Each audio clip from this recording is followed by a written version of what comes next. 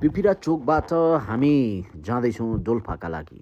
डोल्पा बाइकमै हिँडिदिउँ भनेको, बाइकमा यसो मोबिल चेन्ज गरौँ कि भन्ने पनि लाग्यो। अनि मोबिल चेन्ज गर्नलाई म ग्यारेज पुगेँ। ग्यारेजमा मोबिल चेन्ज गर्दै थिएँ। पछाडिको चेन टाइट गरौँ कि भनेको, फेरि साथीले चाहिँ बेरिङ पनि गएको छ भन्न थाल्यो।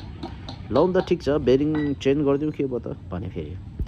अनि त्यसपछि चाहिँ साथीले फेरि के भने भन्दाखेरि चाहिँ ब्रेक प्याड पनि चेन्ज गर्नुपर्छ भन्न लाग्यो, ब्रेक सू।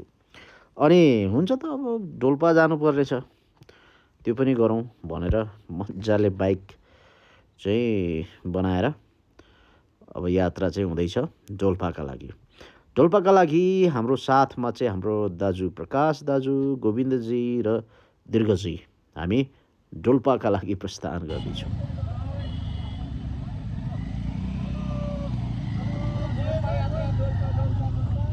ल जानु